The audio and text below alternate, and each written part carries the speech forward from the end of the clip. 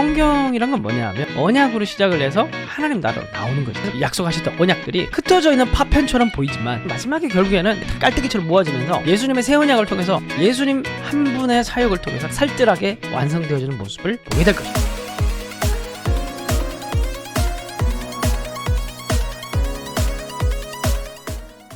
자, 여러분, 성경이라는 걸 한번 보시면 특징이 긴 시간에 기록됐죠. 그리고 성경 굉장히 다양한 인물이 많습니다. 그리고 한 40명이 넘는 사람이 이 성경을 기록을 했어요. 그리고 성경 안에 다양한 문학 형식, 시, 예언, 묵시. 그러다 보니 이 성경이라는 게 어느 딱 주어진 교리 문서가 아니라 이야기, 시 막 다양하잖아요. 역사도 있고. 그러다 보니까 이 성경을 읽고 해석하는 방식이 굉장히 다양하지 않습니까?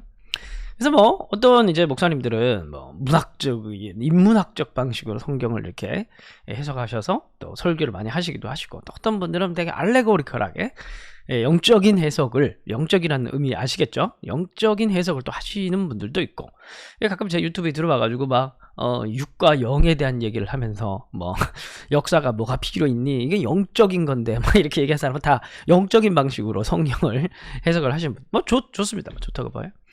그리고 어떤 분들은 이제 심리학적 방식으로 또 상담을 전공하시는 이런 분들은 성경을 통해서 상담하려고 그러잖아요. 이제 심리학적인, 또 사회학적인 관점에서 또 이게 성경을 보기도 합니다. 자, 그런데 좋아요. 다 좋은데, 여러분 좋습니다. 여러분 어떤 관점으로 성경을 보시든 간에 다 좋아요. 그런데 이 다양한 방식들이 있겠지만 율법사가 예수님께 613가지의 율법에 지켜야 될 조항들이 있었죠. 크고 첫째 되는 계명이 뭡니까? 그때 당시 논쟁이 너무 뜨거우니까 율법이 너무 많은데 다 지킬 수도 없고, 그러면 이 율법을 다 커버하는 대주제가 있을 것이라는 생각이 든 거예요. 그래서 율법사가 예수님께 물으니까 예수님 뭐라고 얘기하십니까? 하나님 사랑하고 이웃을 사랑하라. 10계명을 다시 압축하면 하나님 사랑, 이웃 사랑. 하나님 사랑을 10개로 하면 10계명, 10계명을 또 확장시키면 613개 이렇게 되는 건데, 이러한 다양한 해석 방식이 있지만, 그런데 성경 스스로가 나를 이렇게 해석했으면 좋겠다라고 제안을 하는 대주제와 같은 성경 해석 방식이 있을까요, 없을까요? 당연히 있겠죠. 그게 뭐냐 하면은 언약과 하나님 나라인데, 자, 그런데 이 대주제, 정말 성경이 성경을 이렇게 해석해야 된다라고 얘기를 하는 그런 성경 해석 방법, 그 대주제가 되려 그러면 두 가지의 조건을 완성을 해야 됩니다. 첫 번째가 뭐냐면 통전성이에요. 66권 전체를 그렇게 해석할 수 있어야 됩니다. 두 번째는 그리스도 중심성입니다. 그러니까 예수님께서 이 성경은 나를 드러내려고 기록된 것이다 라고 얘기를 하셨듯이, 통전성과 그리스도 중심성을 만족시킬 수 있어야 됩니다. 그게 뭐냐면 이제 언약과 하나님 나라라는 거예요. 성경 어디를 보더라도 이 언약과 하나님 나라로 다 설명할 수가 있는 대주제가 바로, 다 커버 가능한 주제가 언약과 하나님 나라라는 겁니다. 그러니까 다른 소주제들은 다 언약과 하나님 나라라는 대주제 안에 다 들어가 있는 거예요. 그럼 무슨 말이냐면, 여러분들 성경을 통독하고 읽어갈 때 이러한 전체적 얼개를 잡고, 그냥 신학적 얼개를 잡고 이것을 읽어가지 않으면 결국 부분적으로 어느 부분에 만족하고 어떤 부분은 만족하지 못하고 이렇게 넘어가는 거예요. 큰 줄기를 잡고 읽어가야 그 안에서 완성되어져 가는 그 하나님의 역사를 볼 수가 있는 것 아니겠습니까? 자, 그래서 어떤 복음주의권에서 어떤 신학자가 이제 이렇게 얘기를 했습니다. 성경이란 건 뭐냐 하면 언약으로 시작을 해서, 성경 해석하기라는 건 언약으로 시작을 해서 하나님 나라로 나오는 것이다. 언약이란 창문으로 들어가서 하나님 나라라는 문으로 나오는 것이다라고 얘기를 했어요. 여러분 이제 하나님 나라 한번 생각해 보시면, 신약 성경에 들어가서 예수님이 회개하라, 하나님 나라 가까이 왔다라고 얘기를 했죠. 근데 그 전에 하나님 나라라는 말이 안 나오잖아요, 구약 성경에. 그래서 갑자기 신약 성경에 가서야 하나님 나라라는 주제가 나온 것처럼 보여요. 그런데 언약의 이야기가 쭉 흘러가고 점진적으로 완성되다가 마지막에 완성된 형태로 예수님의 입술을 통해서 하나님 나라가 이제 선포가 되는 거거든요. 그러니까 처음부터 언약과 하나님 나라는 같이 이렇게 맞물려 가면서 역사 속에서 성취되어 가고 점진적으로 드러나고, 마침내 예수님을 통해서 언약과 하나님 나라가 성취되고 드러나는 형태를 가지고 있어요.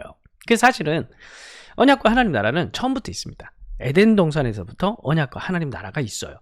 이걸 오늘 이 시간을 통해서 여러분들에게 한번 정리해 드리는 게 핵심입니다. 그래서 여러분, 에덴 동산에서부터 언약과 하나님 나라가 있었다고 이제 그 질문에 답을 해서 마지막 재림의 전체 이 주제가 어떻게 흘러가는지를 이제 보게 될 것입니다. 자, 그러면 저 개념 정리를 해야겠죠. 그러면 하나님 나라가 뭘까요? 하나님 나라가 뭐냐 하면, 하나님 나라는 여러분 이제 저 러시아의 푸틴 정권, 푸틴 정권의 푸틴의 나라, 뭐 이렇게 얘기를 하면, 푸틴의 나라라고 얘기를 하면 그건 단순하게 러시아 자체를 가리키는 게 아니라 그건 정권을 가리키는 거죠. 역동적인 의미. 그러니까 이거는 통치권을 가리키는 겁니다. 하나님 나라, 성경에서 하나님 나라라고 얘기를 했을 때 이 하나님 나라는 죽어서 우리가 가는 천당을 얘기하는 거예요. 하는 게 아니에요. 하늘천과 집당자를 써서 천당을 얘기를 하는 게 아니라 이 하나님 나라는 통치를 얘기를 하는 겁니다. 하나님의 통치권. 그러면 이 하나님 나라의 요소는 뭐냐 하면, 일단 왕이 있어야 되죠. 하나님 나라니까 왕이 있어야 되고, 그럼 왕은 다스리는 사람이기 때문에 뭐가 있어야 됩니까? 영토가 있어야 되죠. 그러니까 좀 성경적 용어로 하자면 거처가 있어야 됩니다. 왕이 거하는 거처가 있어야 됩니다. 자, 잘 들으십시오. 그 다음에 백성이 없을 수 있습니까? 당연히 백성이 있어야죠. 그래야 왕이 되는 겁니다. 그래서 백성이 있어야 되고, 마지막으로 있어야 될 건 뭐냐면, 백성은 그냥 자기 멋대로 사는 게 아니죠. 왕이 백성을 어떻게 다스립니까? 왕명으로 다스리죠. 왕명이라는 것은 일반 어명이요 이렇게 얘기를 하면 막 무조건 꿇어야 되지 않습니까? 그러니까 왕명은 어떤 것보다 위에 있습니다. 법보다 위에 있습니다. 그게 왕명입니다. 그죠? 예, 군주제에서. 그래서 하나님 나라라는 건 뭐냐 하면, 요소가, 그러니까 우리가 성경에서 읽어가면서 하나님 나라라는 걸 우리가 발견을 한다고 한다면, 하나님 왕이시다. 그 왕은 통치하시는 거처가 있다. 땅이 있다. 영토가 있다. 그리고 그 영토 안에 살아가는 누가 있어요? 백성들이 있고, 그 백성들은 어떻게 다스리느냐? 말씀으로 다스린다. 왕명으로 다스린다. 요 개념이 들어가 있을 때 우리는 이걸 가리켜서 성경을 읽으면서 하나님 나라를 발견했다 라고 얘기를 할 수가 있는 겁니다. 자, 그러면 예를 들어서 우리 에덴 동산 이야기를 살펴보면, 에덴 동산에 보면은 그들이 그날 바람에 불 때 동산에 거니시는 하나님이 걷다 이렇게 표현됩니다. 신인 동형론적 표현이라고 하는데, 하나님 마치 인간처럼 묘사를 한 거예요. 그러니까 에덴 동산에서부터 성경에서 보여주고자 하는 게 뭐냐 하면은, 하나님이 에덴 동산에 마치 걸어다니는 왕처럼 묘사를 하고 있는 거예요. 예를 들어서. 그리고 이제 백성들은 당연히 그러면 백성들에게 요구되는 건 뭡니까? 그럼 백성들은 무조건 뭘 해야 되는 겁니까? 왕명을 잘 따라야 되죠. 왕의 말씀을 잘 따르면, 그러면 복을 누리고, 잘 따르지 못하면 그럼 저주를 받는 겁니다. 요게 하나님 나라가 가지고 있는 근본적인 구조입니다.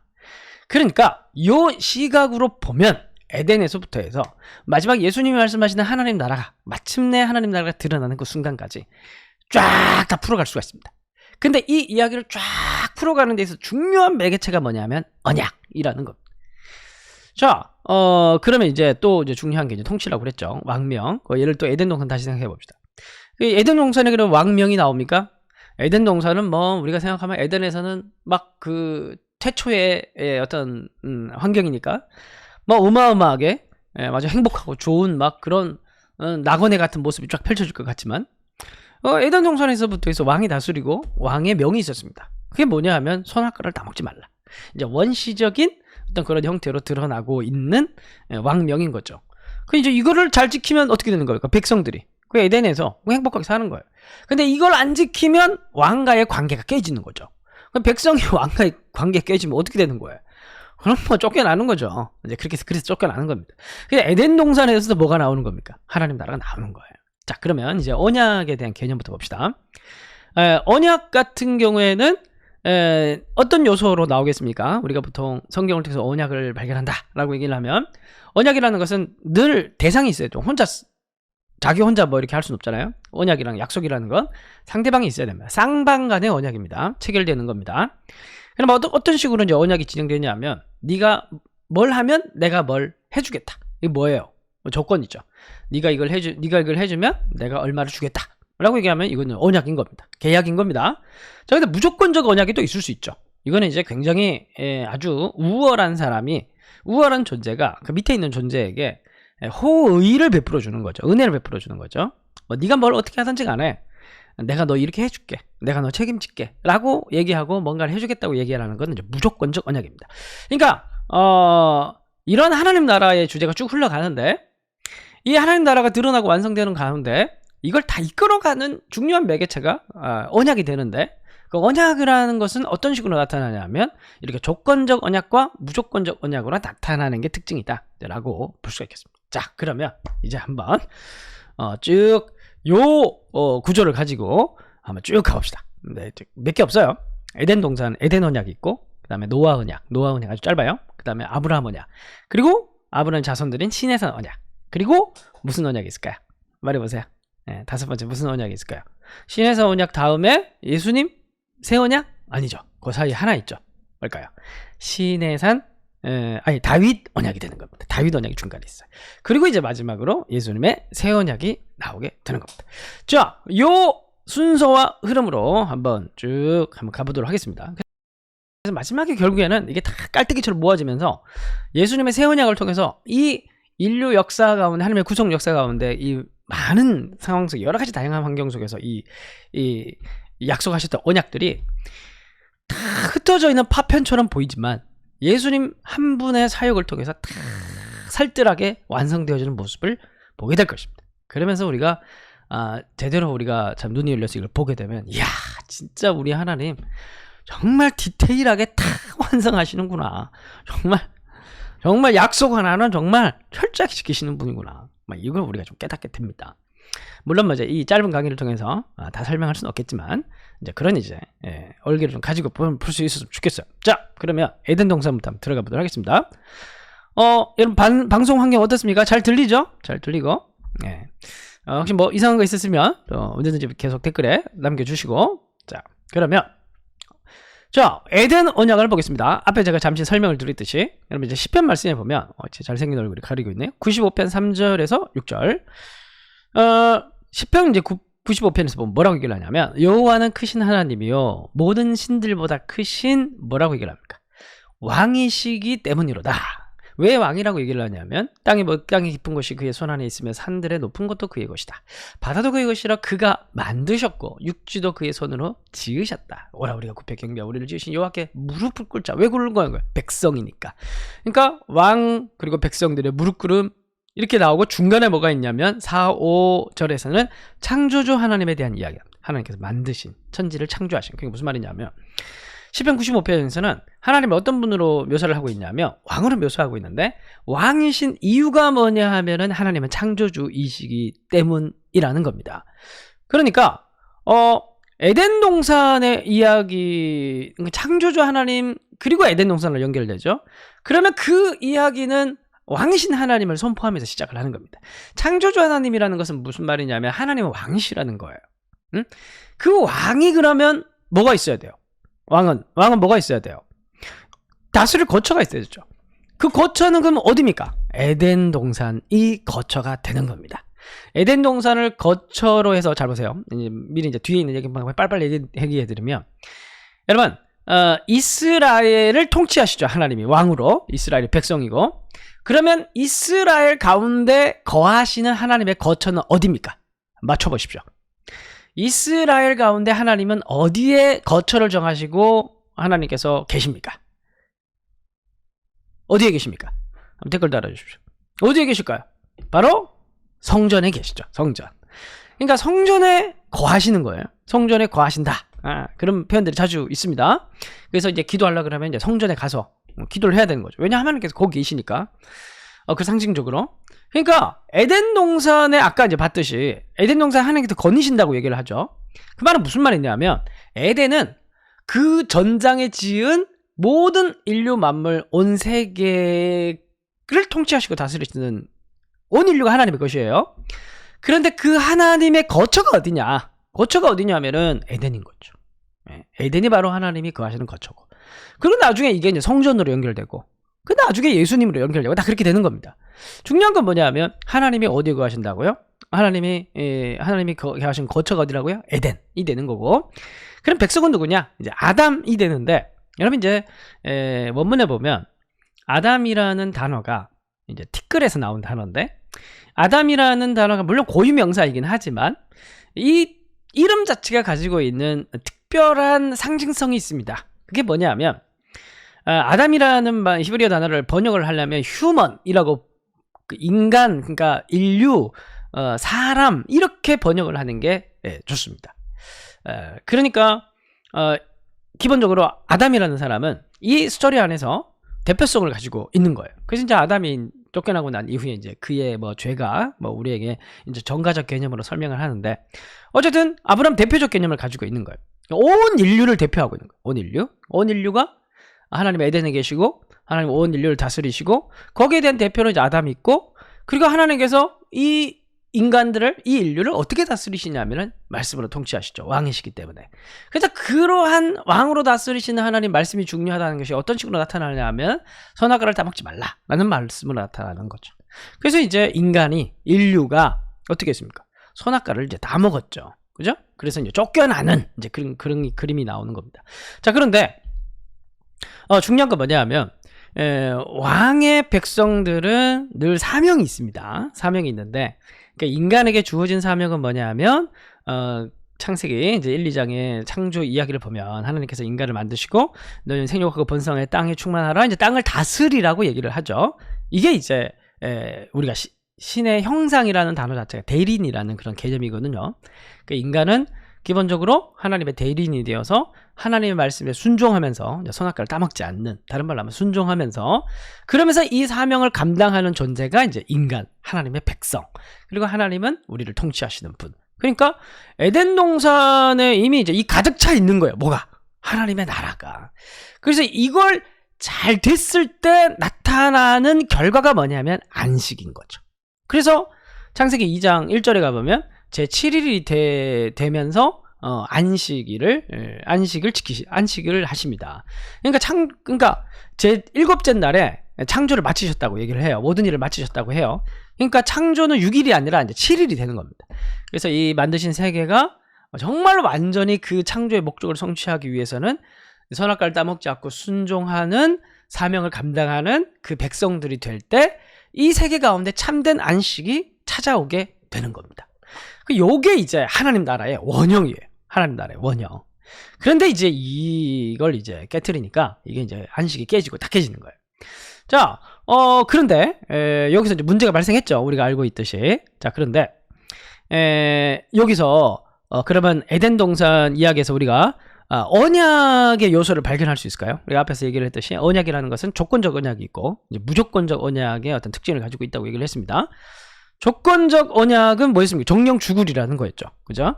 선악과를 따먹으면 정령 죽는다. 따먹으면 죽는다. 조건적 언약입니다.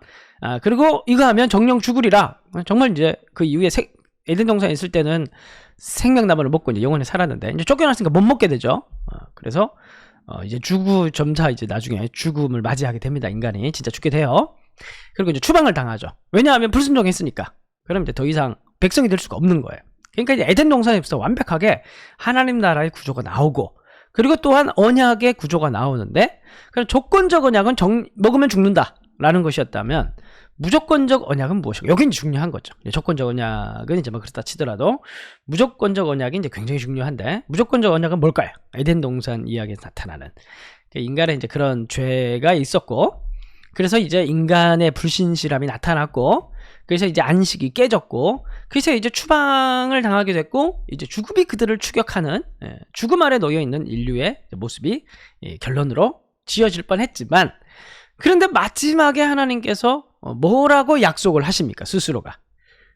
바로 우리가 잘 알고 있는 여자의 후손이 뱀의 머리를 상하게 할 것이다. 그리고 이제 너는 그의 발꿈치를 상하게 할 것이다. 이제 그래서 이게 십자가 사건과 예수님의 부활 사건을 이제 미리 내다보고 있습니다. 그래서 일단은 이제 에덴 동산은 원형적으로 전체의 얼개를 제공하고 있어요. 하나님 나라의 완벽한 모델을 보여주고 있고, 그리고 언약의 또한 모델을 보여주고 있습니다. 그래서 이 에덴 동산에서의 무조건적 언약, 과연 여자의 후손이 하나님을 반역하는 뱀의 세력의 머리를 어떻게 상하게 해서 이 모든 깨져버린 이 언약을 회복할 것인가? 이제 그게 숙제로 남겨놓고 그 다음 이야기로 넘어가는 겁니다. 그러니까 이제 이게 이제 본격적인 이제 언약 이야기 이제 시작인 거죠. 자, 그럼 여러분 이제 교환을 꼭 보십시오. 교환 보시면 이렇게 제가 표로 이제 정리를 해놨습니다. 한번 채워보겠습니다. 그러면 에덴 동산 이야기에 나타난 언약과 하나님 나라. 자, 백성 땅 통치. 백성은 누구예요? 아담, 인류라고 얘기할 수 있고, 땅. 하나님께서 하나님의 거처는 어디예요? 그러니까 에덴 동산. 이게 하나님 거처죠. 그냥 하나님 통치하신 영역은 온 세계입니다. 자, 근데 어떤 식으로 통치를 해요? 말씀으로 통치를 하시죠. 이 말씀을 잘 지키면 어떻게 되는 겁니까? 그럼 우리가 청지기적 사명을 감당할 수가 있는 거예요. 온 세상을 잘 다스리라. 생육하고 번성 다스리라. 그럼 잘 다스릴 수가 있는 거예요. 그래서 이 상징으로 하나님께 선악과를 따먹지 말라라고 얘기를 하니 경계 같은 거죠. 요게 이제 잘 되면은 안식을 누리는 건데 이게 되지 않았기 때문에 어떻게 됐습니까? 조건적 언약에 따라서 추방과 죽음이 이제 따라오게 됐습니다. 자, 여기서 이제 끝나지 않고 하나님께서는 무조건적 언약을 약속을 하시죠. 여자의 후손이 뱀의 머리를 상하게 할 것이다 라고 얘기를 하면서 하나님께서 무조건적 언약을 하십니다. 이렇게 딱 펼쳐놓고 보니까 에덴 동산 이야기에 나타난 언약과 하나님 나라가 딱 한눈에 보이죠.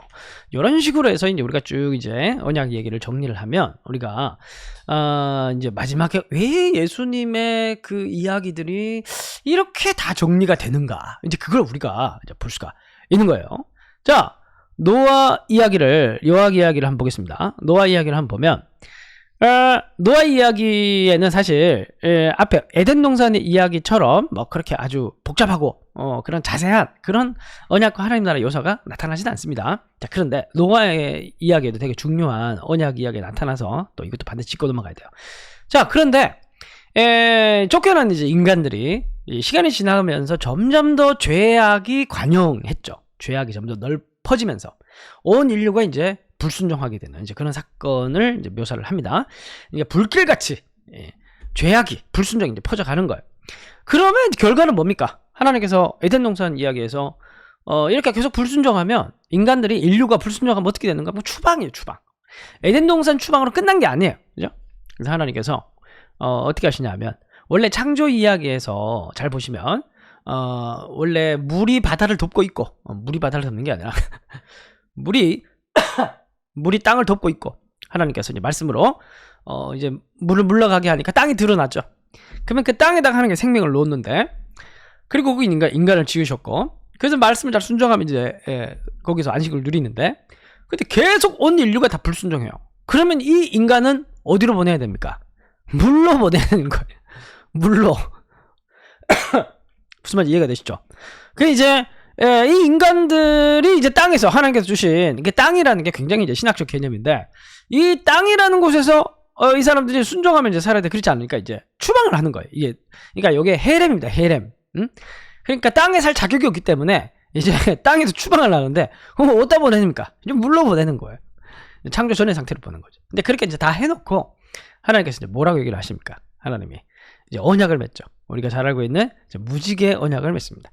그래서 이제 본문을 읽어가는 독자들이 야, 인류는 보면 답이 없는데 노아 홍수 이야기도 마찬가지고 아담 이야기도 마찬가지고 우리의 모습을 봐도 마찬가지고 답이 없는데 하나님 맨날 이렇게 심판을 내리시고 이러시면 어떡하나 뭐 그런 생각이 들겠죠.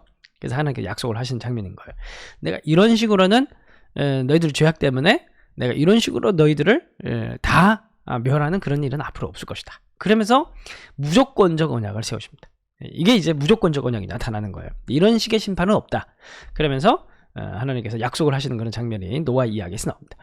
그래서 노아 이야기는 이제 전체 구성 역사에서 뭐 중요 위치를 차지하고 있다라기보다 그런 인간의 불순종과 반역에도 그 끔찍한 인간의 죄악상에도 불구하고 왜 하나님께서는 여전히 이제 이 세상을 그래도 내버려 그대로 이제 지켜보시면서 하나님께서 이제 구속 역사를 계속 이끌어 가시는가. 노아의 언약에서 우리가 또 답을 찾을 수가 있는 것입니다. 자, 이제 진짜 중요한 이제 아브라함 이야기를 넘어가게 되는 거죠. 그러니까 이 언약의 이야기가 여러분 성경을 읽어간다라는 것은 뭐냐면 뭔가 하나하나 이렇게 베일을 벗겨가는 거예요. 베일을 하나하나 벗겨가는 겁니다. 그러니까 여러분 하나님의 언약이라는 것은 에덴 동산이 여러분 에덴 언약을 딱 봤을 때 거기에서 에덴 동산 이야기만 딱 봤을 때 예수님을 발견하기가 쉽지 않죠. 그렇잖아요. 여자의 후손, 그 여자의 후손 누군지도 모르고 이게 점점 더 에덴, 아브라함, 뭐 시내산, 다윗 이렇게 벗겨가다가 예수님이 딱 오시면 확 드러나는 거예요. 네? 그러니까 언약의 역사, 하나님의 나라, 언약의 역사, 하나님 나라 역사라는 것은 긴 시간 동안의 시간 속에서 역사 속에서 하나님께서 계속 베일을 벗겨가시면서 마침내 예수님을 통해서 드러나게 만드시는 그래서 이제 예수님께서 비유로 말씀하실 때 밭에 감추인 보화라고 얘기하지 않습니까? 사실 성경을 읽어간다라고 얘기를 하고 성경 안에서 우리가 언약과 하나님 나라를 발견해 간다라고 얘기하는 것은 마치 감추어진 보화를 발견하는 것 같은 거예요. 보화의 결과는 이제 따지고 보면 다 이제 예수 그리스도인데, 자, 아브라함 이야기도 그러니까 앞의 이야기와 떨어져서 생각을 하는 게 아니라 이 전체 이 언약의 큰 얼개 속에서 점진적으로 드러나는 언약의 역사 속에서 아브라함 이야기도 함께 살펴봐야 한다는 것이에요. 자, 보세요. 아브라함에게 하나님께서 내게 보이는 땅을 너와 내 자손에게 주겠다. 땅과 자손에 대한 약속을 하죠. 그러니까 우리가 이제 오늘 이제 우리가 설교 동그라미 오늘 주일 설교 본문이긴 한데, 하나님께서 이제 밤하늘 별을 보여주시면서 이 별처럼 너를 많게 해주겠다고 얘기를 또 하죠. 그러니까 우리가 이걸 볼 때 그냥 개인적인 언약 같아요. 그래서 사실 진짜 한때는 아브라함의 복, 아브라함의 언약을 굉장히 제 개인적으로 적용을 했던 때가 꽤 많이 있었습니다. 요즘은 좀 그런 건 없는 것 같아요. 이제 우리도 이제 성경 신학들이 이제 많이 발전을 했고, 성도들이 되게 성숙하다 보니까 이제는 막 옛날 같이 막 그렇게 기복적인 설교를 이제 못하죠. 성경을 그래도 어느 정도 볼 줄 알게 됐으니까 성도님들이. 그래서 여러분들이 좀 성경을 많이 공부해야 목사님들이 긴장을 하는 겁니다. 그 옛날에는 근데 이 아브라함의 뭐 복에 대해서 굉장히 이제 기복적인 측면에서 많이 설교를 했단 말이에요. 잘못하면은 약간 부동산 아브라함을 부동산 재벌로 부르시는 그런 이제 모습인 것처럼 보인단 말이에요. 근데 이 아브라함 이야기는 앞에 1장부터 11장까지의 그 에덴 동산의 이야기, 그리고 그 이후부터 해서 이제 노아 홍수의 이야기, 그 노아 언약, 그리고 에덴 언약, 이 언약과 하나님 나라 이야기 안에서 그 다음에 또 다른 하나님의 해결책으로 아브라함의 언약이 제시가 되는 겁니다. 그래서 아브라함 잘 몰랐겠지만 그 아브라함에게 약속하시는 그 하나님의 약속 속에 비전이 담겨 있는 겁니다. 하나님의 구속 역사에, 하나님의 언약 역사에, 하나님 나라의 역사에 비전이 담겨 있는 겁니다. 그래서 창세기 이야기, 창세기 12장부터 시작해서 22장까지 읽어보면 아브라함에게 약속하시는 그 약속들이 계속 발전됩니다. 12장, 15장, 18장, 22장 계속 발전됩니다. 처음에는 그냥 땅 얘기했다가 나중에 땅과 자손 얘기했다가 그 다음에 이 땅과 자손이라는 게 단순히 아브라함에게 허락된 게 아니라 그의 자손들에게 훨씬 초점이 맞춰져 있고 뭐 이런 식으로 계속 발전이 됩니다.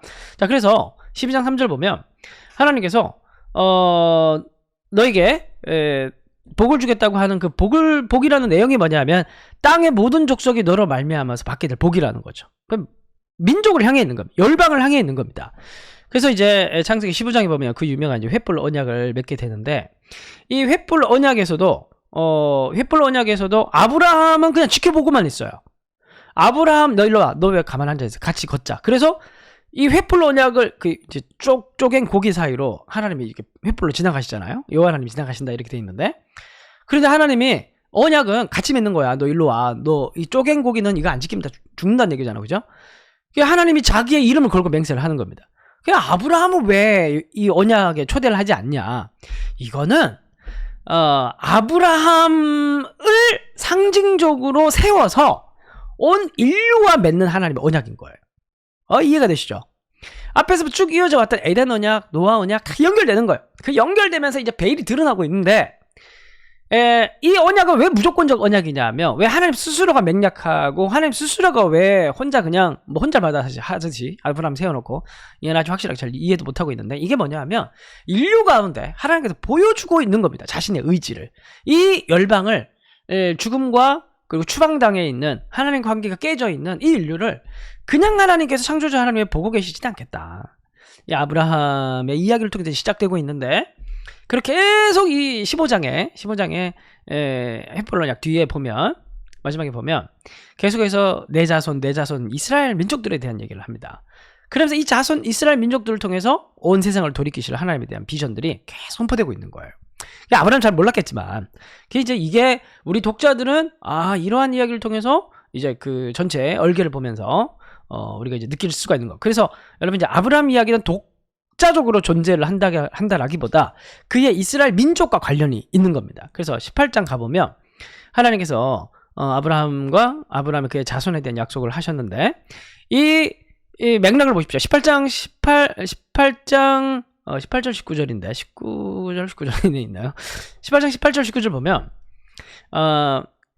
이렇게 얘기를 합니다. 하나님께서 이제 더 발전되는 거예요. 19절 보면 내가 그로 그 자식과 권속에게 명하여, 그러니까 아브라함 자손들을, 근데 자손을 주겠다고 계속 얘기를 했는데 이제 자손 믿으니까 더 나아가는 거예요. 근데 내가 그 자손들을 왜 불렀냐, 내가 내 자손을 왜 주겠다고 얘기를 하느냐, 네 자손들이 어떤 의미와 어떤 사명을 가지고 있느냐, 여호와의 도를 지켜 의와 공도를 행하게 하려고 그를 택하였다, 이렇게 얘기를 합니다. 결국 하나님께서 아브라함을 택하신 이유가 여기에 드러나고 있는데, 의와 공도라고 하는 여기에 째다카 미시파트입니다. 이게 이제 율법의 정신을 얘기를 하는 건데, 결국 율법을 얘기를 하는 거예요 지금. 응? 율법을 얘기하는. 그 아브라함 이야기는 아브라함의 이야기가 아니라 이스라엘의 이야기인 거예요. 그래서 여러분, 아브라함 이야기 잘 보세요. 아브라함이 갈대아 우르에서 부름을 받았죠. 응? 잘 보세요. 흐름 잘 보세요. 갈대아 우르에서 부름을 받아가지고 그 다음에 가나안 약속 땅으로 가죠. 약속 땅으로 갔다가 뭐가 찾아옵니까? 기근이 찾아오죠. 그러니까 애굽으로 갑니다. 그래서 출애굽을 해요. 거부가 돼서 올라와요. 그리고 그 다음에 벌어지는 게 뭐냐면 전쟁이 벌어집니다. 침공을 약탈을 당해요. 그 약탈 전쟁에서 승리를 하죠. 그리고 이제 언약을 맺는, 횃불 언약을 맺는 장면이 나와요. 그리고 하나님께서 18장 18절 19절에서 뭐냐면 이 언약이 발전돼서 의와 공도, 세다카와 미슈파트, 그 지켜야 할 율법의 정신들을 얘기합니다. 잘 보세요. 이스라엘 백성들 어디에서 나옵니까? 이집트에서 나오죠. 이집트에서 나오는데 그냥 안 나오죠. 거부가 돼서 나오죠. 전리품 다 챙겨서 나오지 않습니까? 10가지 재앙. 그리고 나오자마자 뭘 당합니까? 기근. 광야의 기근을 당하죠. 그래서 쭉 내려가다가 또 뭘 당합니까? 약탈, 침공을 당하죠. 아말렉 족속들에게. 그리고 어디에 도착합니까? 시내산 도착하죠. 아브라함은 횃불로 언약을 맺었다면은 이스라엘 백성들은 시내산 언약을 맺죠. 구조가 똑같아요. 구조가 똑같습니다. 그리고 시내산 언약을 통해서 뭘 줍니까? 율법을 주죠. 율법의 두 가지 정신이 뭐라고요? 째다카와 미슈파트. 아까 봤던 창세기 18장 18절 19절 의와 공도, 째다카와 미슈파트. 율법의 두 정신입니다. 구조가 똑같다니까요. 그러니까 아브라함 이야기는 이스라엘의 이야기예요. 그러니까 아브라함 언약에서 못 채워진 부분은 어디서 채워질 거다? 이스라엘과의 시내산 언약에서 채워지는 겁니다. 그러니까 여기 두 개가 딱 맞물려 있어요. 그래서 여러분, 이 의와 공도를 행하는 아브라함의 후손들을, 이 얘기를 여러분, 그 본래 에덴 동산에서 하나님께서 인간을 만드셨을 때 인간을 통해서 세상을 정복하고 다스리라 그러면서 청지기적 사명을 주셨죠. 그러니까 이 모든 언약에는 근본적으로 우리는 별 관심 없지만 창조주 하나님이 늘 마음속에 품고 있는 게 있어요. 뭘까요? 그 열방이에요. 열방. 여러분, 우리가 이제 선교에 막 사로잡혀서 그렇게 할 때는 막 정말 하나님 가만 계신 것 같고 하나님의 굉장히 게으르신 것 같고, 하나님 뭐 하십니까? 지금 이 영혼들 다 죽어가고 있는데. 근데 여러분, 하나님이 훨씬 더 우리보다 선교를 많이 하시고 훨씬 더 관심이 많습니다.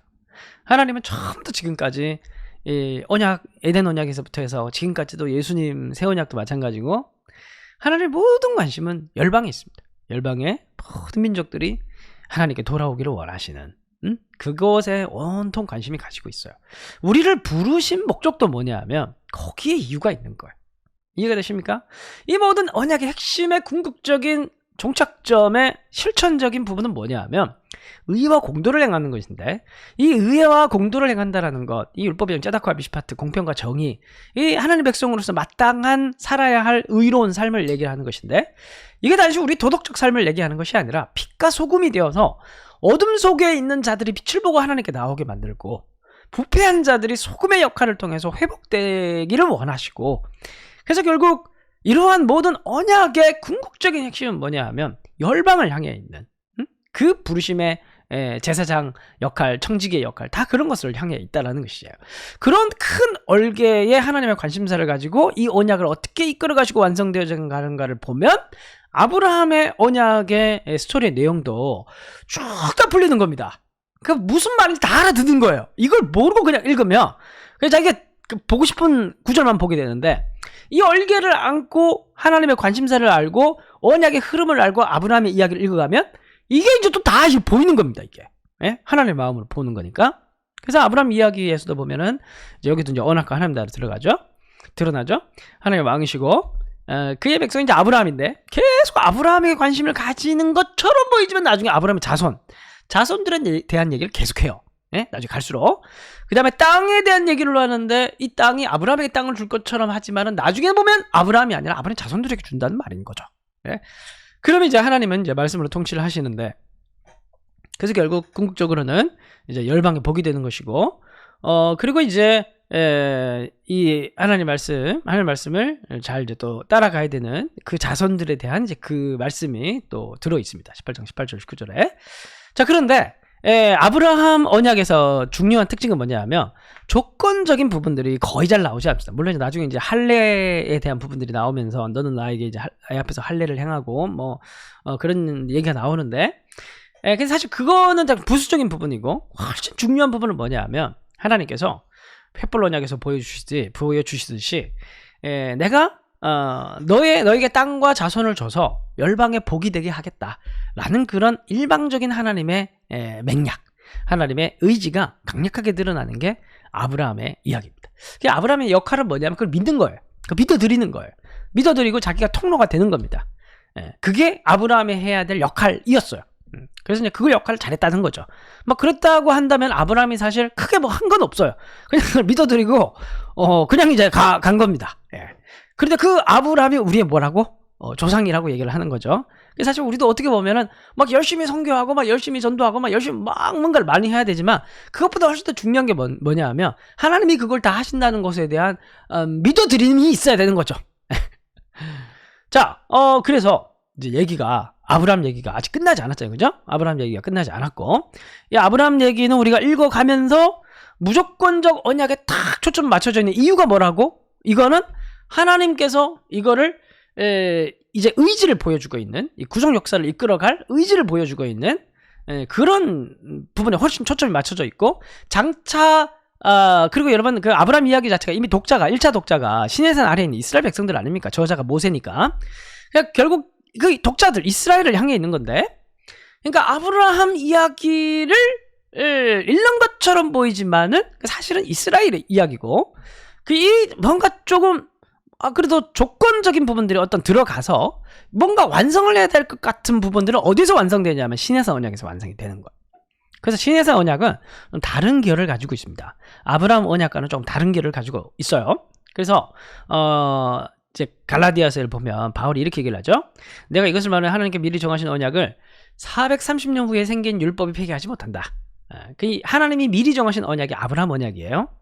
갈라디아서 맥락에서 아브라함의 언약이 먼저 있고 그 안에 뭐가 있는 거예요? 430년 뒤에 율법, 시내산 언약이 들어가 있다는 겁니다. 이해가 되세요?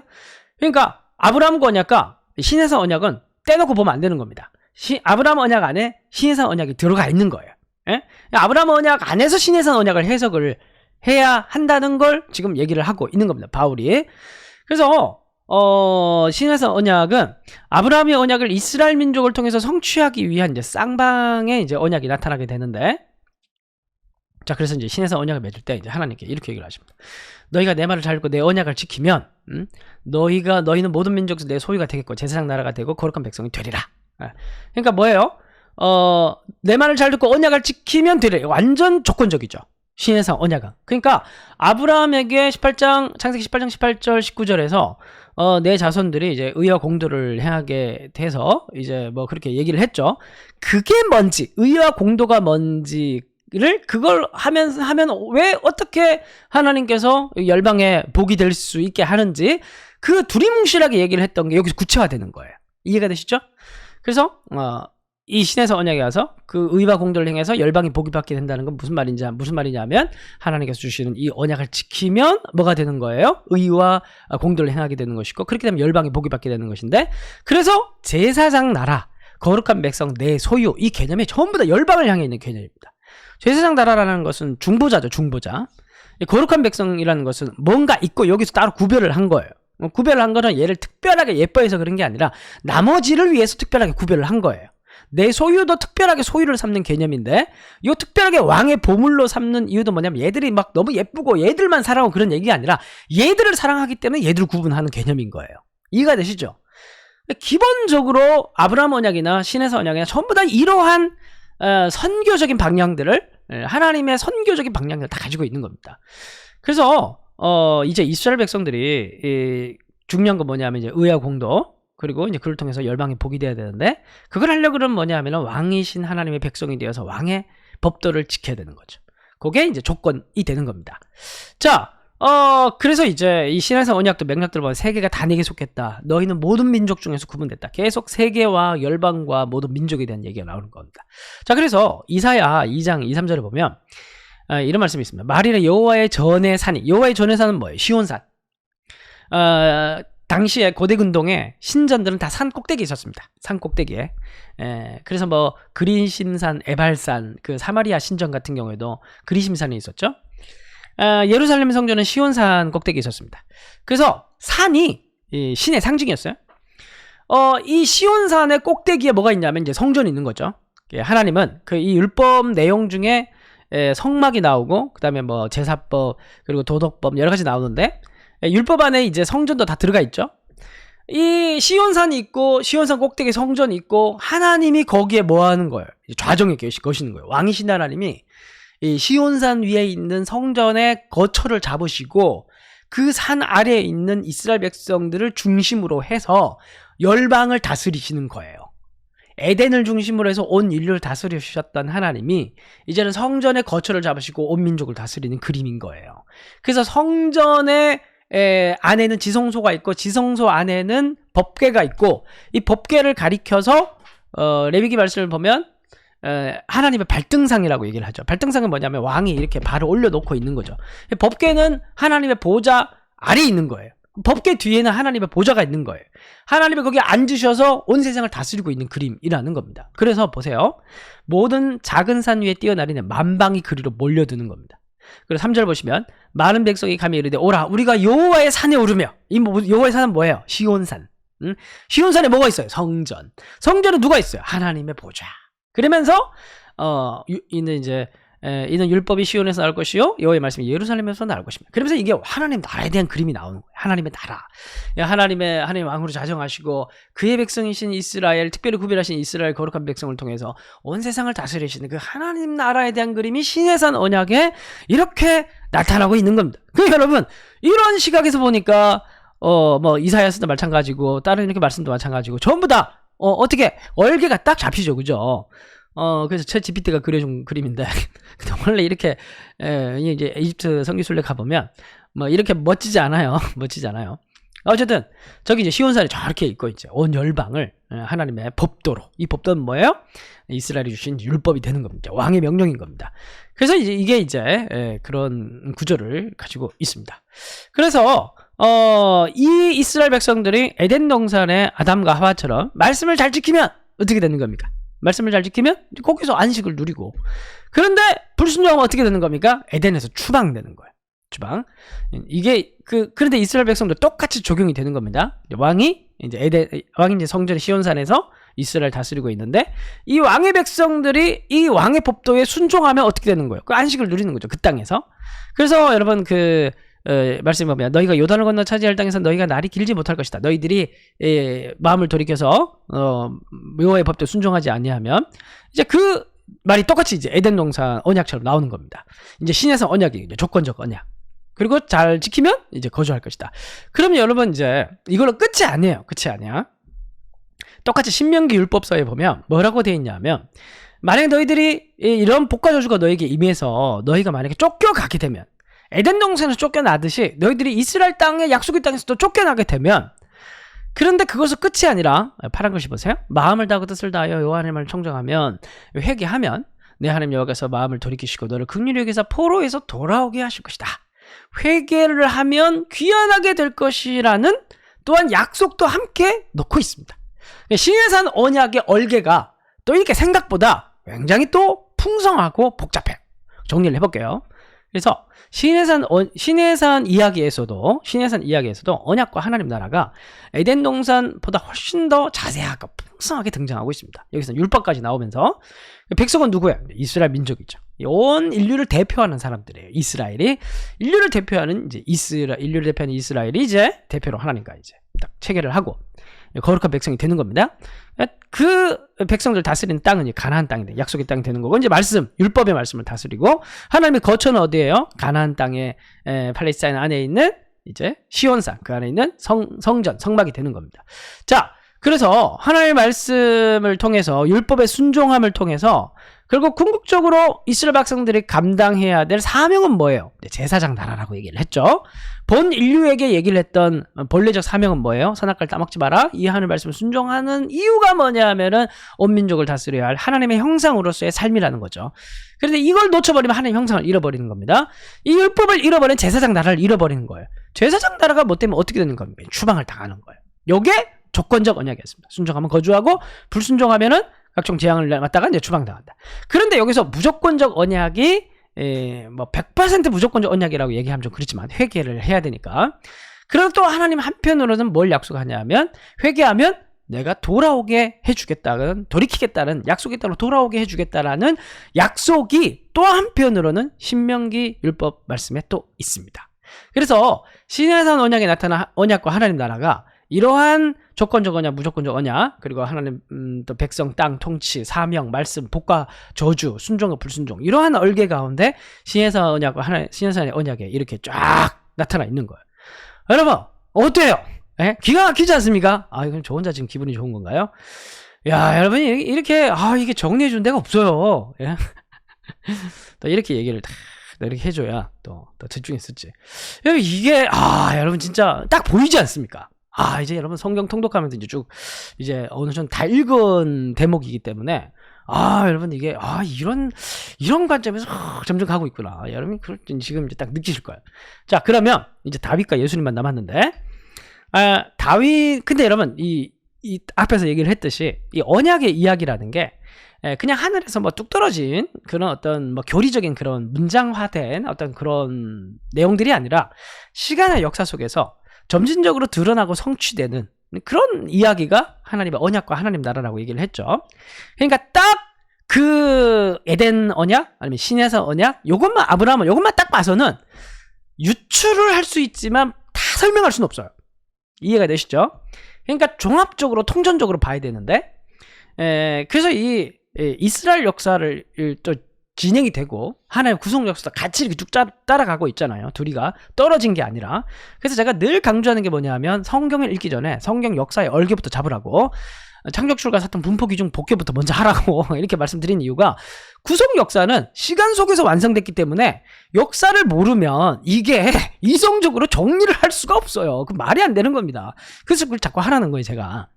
자, 그런데 이제 시간 역사를 쭉 보면 이스라엘 역사가 어떻게 흘러갑니까? 이제 부족 연맹 체제에서 이제 군주제로 변하지 않습니까? 군주제로 이제 사무엘, 상하사 이렇게 넘어가면 군주제로 바뀝니다. 그런데 이 군주제로 바뀌는 건 뭐냐면 이거는 이스라엘 역사에서 매우 큰 사건이잖아요. 그죠? 왕이 통치한다는 개념은 뭐냐 하면 이전에는 부족 연맹 체제에서는 이스라엘 민족이라는 큰 덩어리였습니다. 큰 덩어리였고, 그래서 뭐 이스라엘 민족이 뭐 어떻게 반응했고, 사무엘서를 보면 그 전에 말씀도 보면 이스라엘 민족이 뭐 무슨 지파가 뭐 이렇게 이제 설명이 되는데, 군주제로 넘어가고 사울 왕, 다윗 왕, 그리고 그 다음에 열왕기서로 넘어가면 누구 얘기만 나옵니까? 왕 얘기만 나오잖아요. 왜 그럴까요? 왕이 곧 나라인 겁니다. 군주제 입장에서 봤을 때 왕이 나라의 운명과 직결되어 있는 사람인 거예요. 왜? 왕이 무슨 생각하고 무슨 가치관을 가지고 있고 어떻게 하느냐에 따라서 그 밑에 속해 있는 사람들의 이 모든 패턴이, 모든 신앙이 다 결정되어지기 때문에 그렇습니다. 왕의 신앙이 좋으면 밑에 있는 사람 다 신앙이 좋은 거예요. 그건 이제 당연한 군주제 안에서의 운명 공동체의 특성인 겁니다. 자, 그런데 이스라엘 군주제는 좀 독특한 환경이 있죠. 이제 이방 종교에서의, 이방 나라에서의 이제 군주제라는 건 진짜 왕이 대빵인데, 이스라엘 민족 안에서의 왕은 그 구속 역사, 하나님의 언약과 하나님 나라 안에서 이스라엘 왕을 봤을 때 왕이지만 왕이 아니죠. 그죠? 굉장히 중요한 부분인데, 하나님 왕이시고 인간 왕은 인간과 하나님 그 사이에 존재하는 게 인간 왕입니다. 그리고 이 민족은, 나라의 운명은 인간 왕의 태도와 이제 결부되어 있습니다. 자, 그래서 이 왕이 군주제로 넘어가면서 이제 성경의 강조점이 이제 왕이 어떤 태도로 이제 정치를 해야 되고, 어떤 태도로 해야 되는 것인가, 자세를 가져야 되는 것인가, 되게 이제 관심을 많이 가지는데, 몇 가지 정리를 해보면 이제 하나님의 왕이심을 인정을 하고 말씀에 순종을 해야 되는 것과, 그다음에 왕은 이스라엘 대표로 나와요. 이스라엘은 인류의 대표고 이스라엘의 대표는 왕이 되는 거니까 이제 왕이 모든 운명을 다 쥐고 있는 겁니다. 그러니까 이 왕은 이제 뭐 해야 돼? 이스라엘은 뭘 해야 돼요? 이 땅에서 복을 받으려면 언약을 지켜야죠. 의와 공도를 행해야 되죠. 신에서 언약을 지켜야 되죠. 그러면 왕이 이스라엘을 대표하고 이스라엘 운명을 가지고 있으면 왕에게 요구되는 건 뭐냐 하면 신에 사는 언약에 충실하는 거예요. 이게 핵심인 겁니다. 예? 그래서 여러분 열왕기서를 읽어보면 그러니까 여러분 역대기서를 읽어보면 계속 강조하는 게 뭡니까? 역대기서를 읽어보면 다윗에 대한 강조점이 많은데 다윗이 뭘 했어요? 계속 뭘 관심을 가집니까? 하나님의 법궤가 돌아오는 거, 그리고 또 성전을 짓는 거, 그리고 이제 하나님의 말씀에 이제 순종하는 거, 율례와 법도를 따르는, 이거 엄청 중요하게 생각해요. 이게 뭐냐면 그냥 다윗이 성경 읽는 거 좋아하고 성전을 사랑했고 하나님을 너무 사랑했고 이런 개념이 아니에요. 다윗은 다윗만큼 신에 사는 언약에 충실하고 신에 사는 언약에 열망을 가진 그런 왕이 없었다는 걸 강조하고자 하는 거예요. 그러니까 이스라엘 대표는 왕이기 때문에 왕은 이스라엘의 대표로서 하나님과 이스라엘의 언약인 신에 사는 언약에 충실해야 되는 겁니다. 그 신에 사는 언약의 내용이 뭐냐면은 이제 우리가 잘 알고 있듯이 십계명에 보면은 율법에 보면은 나 외에 다른 신을 두지 말라, 우상숭배. 그 다음에 이제 뒤에 가면 이제 이웃에 대한 얘기가 나오죠. 그래서 이웃에 대한 정의를 행할 거. 그다음에 우상숭배하지 말고 공평과 정의를 행하라. 두 가지예요. 왕은 뭘 해야 되냐면은 우상숭배하면 안 돼요. 두 번째는 뭐냐면은 공평과 정의로 나라를 다스려야 돼요. 이게 왕이 가져야 할 책임인 겁니다.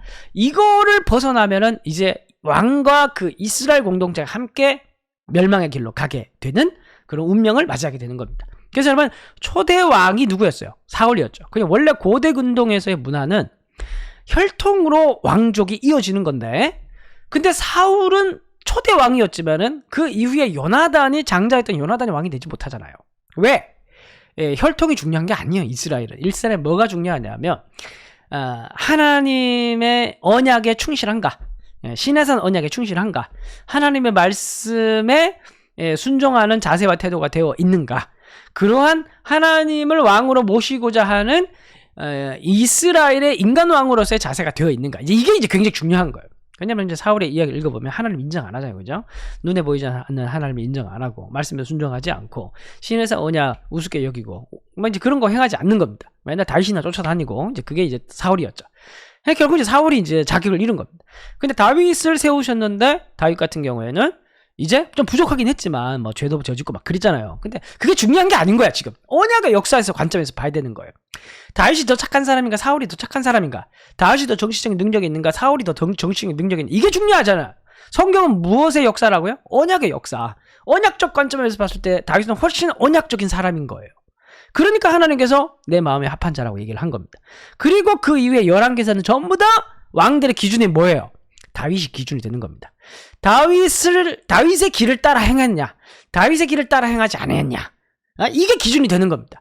그게 바로 뭐냐면 다윗이 가지고 있는 언약에 대한 신실한 태도, 그게 이제 기준이 되는 것입니다. 그래서 이제 이런 이제 표현들, 사무엘상에 나오는 이런 모든 표현들은 전부 다 이제 언약과 관련이 있다. 여러분들 그렇게 보시면 되고, 그리고 이제 다윗을 통해서 결국 어떻게 했습니까? 아브라함이 하셨던 땅을 주겠다는 모든 약속이 다 성취가 됐죠. 다 성취가 되고 다윗이 이제 이렇게 땅도 다 성취가 됐고 이제 나라도 이제 든든하게 이제 서져 가니까 나는 이렇게 아름다운 궁전에 거하고 있는데, 시온성에 거하고 있는데 우리 하나님 법궤는 저기 천막대기에서 있고 참 마음이 안 좋다. 우리 하나님께서 집을 지어야겠다. 이렇게 얘기하니까 하나님이 뭐 내가 그냥 광야에서 내가 텐트에 살았는데 네가 뭐 날 위해서 집을 짓냐, 기특한 생각하려고 하지 말고 내가 오히려 너에게 집을 지어줄게. 그 집이 뭐냐 하면은 바로 왕권이죠. 내 집과 내 나라가 내 앞에서 영원히 보존되고 내 왕위가 영원히 경고하리라. 왜? 다윗이 하나님 마음에 합한 자였으니까.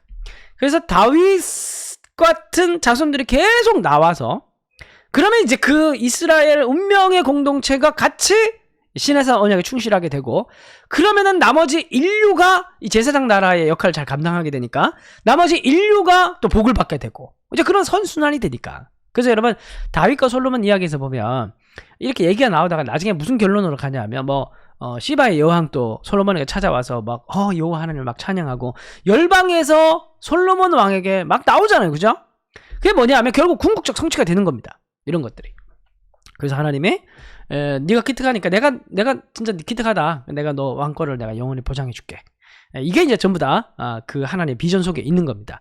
자, 이렇게 얘기를 하고 이제 다윗의 언약의 얘기는 이 정도로 이제 마무리가 되는 거예요. 자, 그러면 다윗의 이야기에서도 언약과 하나님 나라가 많이 나오죠. 백성은 누구냐면 다윗 속에 속해 있는 이스라엘 백성들이죠. 그리고 이제 왕에게 요구되는 사명은 뭐냐면은 이제 신의 산 언약에 이제 헌신할 것에 대한 게 나옵니다.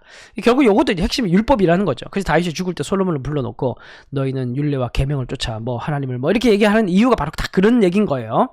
특별히 성경을 사랑했고 그런 얘기가 아니라 신의 산 언약에 충실한 왕이 되는 게 제일 중요하다.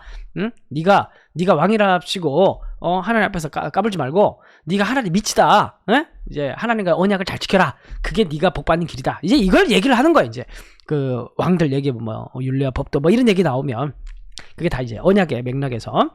그래서 결국 이렇게 이제 다윗의 모습을 보면서 하나님께서 이제 왕권 보장을 해주고, 그리고 이제 다윗의 언약을 보면은 그런데 만약에 너희 자손들 중에서 이렇게 왕이 지켜야 할 이걸 잘 지키지 못하면 징계를 하겠다. 인생 채찍으로 징계를 하겠다. 이제 이런 표현이 나옵니다. 자, 그래서 다윗 언약에서 나온 조건적 언약은 불순종하면 채찍으로 징계하고, 근데 중요한 건 이제 무조건 언약이죠. 그게 뭐냐면 다윗의 왕권을 영원히 내가 지켜주겠다. 이제 이런 약속을 하십니다. 진짜 근데 이런 거 다 지킬 수 있을려나 모르겠어요. 자, 한번 이제 거의 이제 구약의 언약들이 다 마무리가 됐습니다. 자, 한번 보시면 에덴 언약은 뭐였어요? 하나님이 여자의 후손이 뱀의 머리를 상하게 할 것이다. 여자의 후손을 통해서 사탄의 머리를 깨부실 흑암의 죽음의 세력을 하나님께서 딱 목줄을 주실 이제 그 장면을 이제 얘기를 합니다. 아브라함 언약에서는 아브라함의 후손을 통해서 뭘 어떻게 열방이 복이 받게 될 것이다. 그래서 아브라함의 자손들 어때요? 하늘의 별처럼 많게 해주실 것이다. 어마어마하게 많은 아브라함의 자손. 근데 여러분 결론적으로 얘기하면 오늘 우리도 믿음을 따라 아브라함의 자손이잖아요. 그죠? 진짜 아브라함의 자손 하늘의 별처럼 많아진 게 된 겁니다. 그리고 신의 산 언약은 뭐냐면 복이 되는 방법은 뭐냐면 율법에 대한 순종이죠. 그죠? 그래서 이제 율법에 대한 내용이 이제 신의 산 언약인데, 신의 산 언약은 무조건적 언약이 훨씬 더 조건적 언약이 훨씬 더 강조됐다고 했어요. 아브라함 언약은 무조건적 언약이 강조가 됐고, 신의 산 언약의 조건적 언약은 율법이 강조되고 있는 거예요. 그래서 율법도 성취를 해야 돼요. 율법도 이것을 지켜야 되는 겁니다. 이것도 하나님과 약속이기 때문에. 그리고 다윗 언약 같은 경우는 영원한 다윗의 자손을 통한 영원한 왕권을 보장해 주겠다. 그래서 이 다윗의 자손 중에서 좋은 왕을 통해서 그 민족들이 복을 받게 되고 열방이 복을 받게 되는 그런 이제 하나님의 그림 속에 다윗 언약을 하신 겁니다. 자, 여러분, 진짜 여러분 한번 생각해 보십시오. 이제 정리를 다 했는데 이거를 다 성취할 수 있을까요? 이걸 정말 어떻게 이걸 다 성취를 할까? 여러분, 구약을 읽어가면, 언약 중심의 구약을 읽어가면, 이거 우리 하나님 너무 다 벌려놓는 거 아닌가? 이거 수습도 못 하실 건데, 뭐 다 아시겠지만, 이거 어떻게 다 수습을 하실까? 여러분, 정말 놀랍도록 하나님께서 이걸 다, 예수님을 통해 다 성취를 하시는 거예요. 그래서 여러분, 이제, 예수님의 이야기를 읽어보면, 정말, 디테일하시다. 정말 우리가 박수 칠 수밖에 없습니다. 자, 보시면, 이제 결론인데, 에덴 언약을 생각해봅시다. 예수님이 그래서 여자의 몸을 빌려서 오셨어야 했던 겁니다. 동정녀 마리아의 몸을 통해서 예수님께서 탄생하셔야 돼요. 여자의 후손으로 오신 거예요. 여자의 후손으로. 그래서 예수님께서 십자가에 못 박혀 죽으시고 이제 부활하셨죠. 그래서 이 죽은 권세를 이기시는 사건을 통해서 뱀의 머리를 상하게 하셨고, 그리고 예수님 또 누구의 자손으로 오셨습니까? 이제 아브라함의 자손으로 오셨죠. 그렇죠? 유대인으로 오셔야 했던 이유는 뭐예요? 한국 사람으로 오시면 안 됐습니까? 아니 로마 사람으로 오셔가지고 백부장으로 오든지, 훨씬 더 다른 귀족에서 태어날 수도 있고, 굳이 예수님께서 유대인으로 이스라엘 사람으로 오셔야 했던 이유는 뭐냐면 아브라함의 후손으로 오셔야 했다라는 말씀을 또 성취하기 위해서 오신 겁니다. 그리고 또 예수님의 아버지, 육체의 아버지 요셉 같은 경우 유다 지파였죠. 다윗의 가문으로 또 예수님께서 오신 겁니다. 자, 그리고 예수님의 복음 사역 마지막 절정은 뭐냐면 죽으시고 부활하신 사건이죠. 죽으시고 부활하시면서 뱀의 머리를 상하게 하셨죠. 그리고 예수께서 아브라함의 후손으로 오셔가지고 이제 죽으시고 부활하시고 난 이후에 그 다음에 믿음으로 성령을 받는 모든 자들이 믿음으로 예수님의 백성이 되는 길을 예수님께서 여셨죠. 예수님께서 이제 십자가에 제물이 되셔서 돌아가시면서 이제 지성소로 가는 문을 여시고 이제 동물 제사를 다 폐하시고 여러분 잘 알고 계시겠지만 그런 구속 사역을 다 이루시면서 결국 모든 백성들이 다 어떻게 됐습니까? 이제 믿음으로 예수님을 통해서 하나님께 나아갈 수 있는 길을 이제 열게 된 겁니다. 아브라함의 후손으로 오셔가지고 열방 이제 복에 받게 됐네. 아브라함의 언약을 성취를 하신 거예요. 그리고 또 이게 이제 되게 중요한데 신에서는 언약의 핵심은 뭐라고요? 율법에 대한 순종이라고 했죠. 율법의 내용이 동물 제사가 있죠. 예수님께서 자기 몸을 드리면서 동물 제사를 또 완성을 했습니다. 그리고 뿐만이 아니라 율법에 대한 순종도 예수님께서 또 하게 하셨는데 이건 또 뒤에서 보고 자 다윗의 또 언약도 예수님께서 다윗의 자손으로 오셨는데 이제 죽으셨죠. 그리고 부활하시고 승천하셔서 하나님 우편에 앉아 계신다고 얘기를 합니다. 사도행전 2장에. 그건 무슨 말이냐면 이제 부활하신 주로 그리고 새 언약 부활을 통해서 새 언약의 주로 이제 예수님께서는 하나님 우편은 뭐냐면 왕의 대리인의 역할을 하는 거예요.